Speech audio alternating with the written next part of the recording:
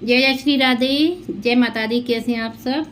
मैं आशा करती हूँ माता रानी की कृपा से आप सब ठीक होंगे। मैं भी ठीक हूँ। और क्या कहते हैं, मैं सीमा अपने चैनल में आप सबका स्वागत करती हूँ। देखो मैं ना जब है ना, मैं आपसे एक बात कहना चाहती हूँ। अगर आप वीडियो देख रहे हैं तो आप वीडियो को ना पूरी ज़रूर देखें। अगर उसमें ना, क्योंकि मैं मंत्र पढ़ के ही वीडियो बना रही हूँ, वैसे ही नहीं बना रही हूँ। मैं श्लोक होते हैं उनको पढ़ती हूँ। मैं ये नहीं बता रही कि ऐसे ही फालतू का ज्ञान बांट रही हूँ। मैं श्लोक में जो है, मैं अपने मन से कोई बात नहीं रहती। जो इसमें लिखा होगा शास्त्र अनुसार ही मैं बात करती हूँ। अगर उसमें ऐसा लिखा है तो मैं आपको प्रमाण करके दे के आपको बताऊंगी कौन से पेज पर क्या श्लोक लिखा है। ऐसा नहीं है कि मैं अपने मन में जो आ रही है आपसे कहती जा रही हूँ। इसलिए अगर आप मंत्र शुरू हो जाए श्लोक तो प्लीज़ आप वीडियो को स्किप ना करें, पूरी वीडियो देखें, जरूर देखें। वीडियो स्किप करने से क्या होगा, वो मंत्र भी छूट जाएंगे। और किस पे पड़ेगा वो मंत्रों को छूटने का पाप? आप पे पड़ेगा, मुझ पे नहीं पड़ेगा। किसी भी मंत्र को अगर अपन सुनते हैं तो उसे पूरा सुनिए। इसीलिए मैंने आज ये फिर से मैंने वीडियो में शुरू में ही बोल दिया था, वैसे मैं एंड में बोलती हूँ। इसलिए मुझे ना ये वीडियो में शुरू में बोलना पड़ा। इसके लिए मैं क्षमा चाहती हूँ अगर आपको बुरा लग रहा है तो। और जो आप चाहते हैं कि इसमें मैं आगे और भी बताऊँ आपको, तो आप मुझे ना कमेंट कीजिए। कमेंट करने से क्या होगा कि मुझे पता चलेगा कि आपको क्या जानकारी चाहिए और कैसे क्या चाहिए। अगर आपको इसमें कुछ भी माता के बारे में कोई भी जानकारी चाहिए, इसमें टॉपिक वगैरह कोई मंत्र वगैरह आपकी समझ में नहीं आ रहा हो, तो मैं उस पर एक अलग से वीडियो बना के आपको दे दूँगी, वो आप देख सकते हैं। अभी मैं पर डे वीडियो बना रही हूँ, तो वो वीडियो है ना मेरी शाम को 5:50 पे अपलोड होकर पब्लिश हो जाती है। और वो मैं पहले से आप सबके पास, जो मेरे सब्सक्राइबर हैं उनके पास नोटिफिकेशन जाता है। पता नहीं क्या हुआ है, 4-5 दिन से मेरे कोई सब्सक्राइब वगैरह कुछ नहीं हो रहा, कमी हो गई है, व्यूज भी नहीं आ रही। पता नहीं यूट्यूब के क्या है, पता नहीं किसी को मेरी वीडियो पसंद आ रही है। पहले मैं डालती थी बच्चे की और भगवान की, लेकिन अभी मैंने सोचा था कि माता रानी भी आ रही हैं, तो जब मेरे 500 कंप्लीट हो गए, मैंने यही सोचा था मैं जब से अपनी वीडियो डालना शुरू करूँगी। पहले मैं बच्चे के साथ डालती थी, मंदिर जाता था बच्चा तो उसकी पूजा वगैरह का, तो मैंने कहा मैंने बाद में अपनी डालना शुरू करूँगी जब 9 दुर्गा आ जाएंगे। अब जब से 9 दुर्गा आते आते, अब मैंने जब 9 दुर्गा आ रही हूँ तो 9 दुर्गा के अब कितने दिन रह गए? 9 दुर्गा के 8-7-8 5-6 दिन। तो मैंने ये अभी से आपको चालू कर दी है वीडियो। आप पहले से ही देख लोगे तो आपको पूजा करने की वो बता दूंगी। और आपको ये वाली वीडियो चाहिए कि माता रानी की पूजा में क्या क्या सामग्री चाहिए, तो आप मुझे कमेंट कर देना, मैं आपको पूरी सामग्री की लिस्ट भी लिखवा दूंगी। और कौन सा पाठ कब करना है और क्या क्या नियम है इसके। घी का दिया, तेल का दिया और तिली के तेल का दिया, 3 दिए की ज्योति जलाने की इसमें विधान है। जो कि आपके तिली का तेल का दिया है वो आपके संपत्ति को बढ़ाएगा। और क्या कहते हैं, जो रोग तिल सरसों के तेल का दिया है वो आपके रोग नाश के लिए होगा। ऐसे आप इसकी ज्योति जला सकते हो। और जो घी का दिया है वो देवी माँ के चरणों में भक्ति और आपके सारे तरह के काम को, मतलब कोई परेशानी जो देवी शक्ति के लिए होता है कि भगवान जो मतलब उनके मोक्ष के लिए होता है घी का दिया, ये समझ लो आप। क्योंकि देवताओं की आरती भी बिना घी के नहीं की जा सकती। अपन ज्योति तो तेल के दिए की भी जला देंगे, क्या शनिदेव पे रखने नहीं जाते? पीपल के पेड़ के नीचे शाम को रखते हैं ना सरसों के तेल का दिया, तो क्या भगवान की पूजा कर सकते हैं? अपन नहीं करते ना। तेल की आरती हमेशा घी के दिए की करनी चाहिए। इसी तरह से 3 तरह की ज्योति जलाने का भी विधान है अपने उसमें वेदों में। तो अभी मैंने एक वीडियो बनाई थी, तो उसके ना मैंने अपराध क्षमा प्रार्थना पे बता रही थी, अपने पूजा पाठ में कोई गलती हो जाए तो मैंने कि पहले उसको बना देती हूँ वो वाली वीडियो। उसके कुछ श्लोक छूट गए थे पीछे के, तो मैं देखो आपको याद कराती हूँ। उसमें है क्षमा प्रार्थना, ये है 214 पेज पे, और गीता प्रेस गोरखपुर की किताब में उसमें क्षमा प्रार्थना लिखा हुआ है। और ये इसमें बताया था अपराध कैसे, अपराध अगर अपने से हो जाते हैं तो माता की चरणों में जाके जो भी जगदम्बे कहकर पुकारता है, माता उन्हें सहज ही माफ़ कर देती हैं और वह गति देती हैं जो देवताओं के लिए भी दुर्लभ है, उन्हें भी नहीं मिलती। इसलिए तो इसके 2 रह गए हैं।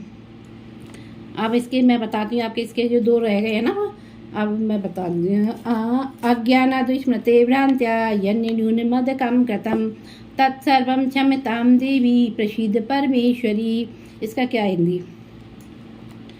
देवी परमेश्वरी अज्ञान से, मतलब उनसे अज्ञान से, भूल से अथवा बुद्धि भ्रांत होने के कारण, जैसे कि अपने से, या एक तो अपन गलती कर देते जानबूझ के कर देते हैं, एक गलती से गलती हो जाती है भूल से, ऐसे एक अज्ञान बस हो जाती है कि हमें तो ऐसा पता ही नहीं था क्या होगा।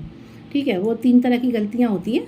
तो ये कुछ भी, या बुद्धि मेरी खराब हो गई हो, तो मैं गलत रास्ते पर चला गया हूँ, तो उसकी वजह से किसी भी करके अपन कहते हैं ना, किसी के बहकावे में आके कुछ खा लेते हैं नॉन वगैरह, तो अपन धर्म वो होता है। तो या फिर मैंने कुछ कमी या अधिकता कर दी हो, ठीक है, तो बस सब क्षमा करो और प्रसन्न हो जाओ, आप मुझ पर बस प्रसन्न हो जाइए, क्षमा कीजिए। और इसका तीसरा है, कामेश्वरी जगन्मातः सच्चिदानंद विग्रहे ग्रहणार्चमिमां प्रीत्या प्रसीद परमेश्वरी। अब ये सच्चिदानंद स्वरूपा परमेश्वरी, हे नारायणी, आप मतलब नारायण की नारायणी, सच्चिदानंद स्वरूपा परमेश्वरी, जगन्माता कामेश्वरी, तुम प्रेम पूर्वक मेरी यह पूजा स्वीकार करो और मुझ पर प्रसन्न हो, और मुझ पर प्रसन्न रहो, ऐसा 3 बार बोल देना है, मुझ पर प्रसन्न हो और मुझ पर प्रसन्न हो, मुझ पर प्रसन्न हो। अब इससे एक श्लोक और है, गुह्याति गुहि गोप्त्री त्वं गहना स्मृत कृतं जपम सिद्धिर्भवतु मे देवी तत्प्रसादात् सुरेश्वरी। अब इसको बोलकर आपको ऐसे बोल देना, देखो नीचे मैं भी बोलूँगी बाद में, पहले ये वाला श्लोक की हिंदी तो करके बता दूँ आपको। देखो, तुम सुरेश्वरी, तुम गोपनीय से भी गोपनीय वस्तु की रक्षा करने वाली हो।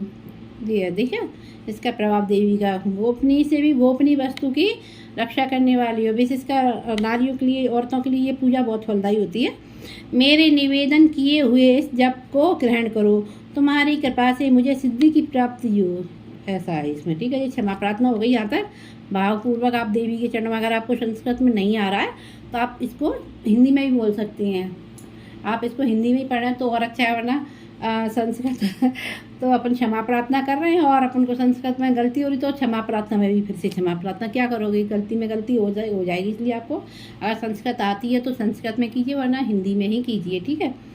और अब इसका क्या है, जब आपका ये पूरा हो जाए जब आपका ये पूरा हो जाए ना, तो ऐसे बोल दो, श्री दुर्गार्पणम मस्तु, यानी कि ये जब अपन बोलेंगे ना, श्री दुर्गार्पणम मस्तु, यानी कि दुर्गा मैया ये आपके अर्पण हो। ये भी क्षमा प्रार्थना भी आप हर पार्ट में पीछे से जो नीचे लगता है श्री दुर्गार्पण मस्तु, सबसे बाद में जो नीचे लिखा है ये बोल दीजिए। इसके बाद ये पूजा पूरी दुर्गा माँ के अर्पण हो जाएगी, वो इसे स्वयं स्वीकार करेंगी।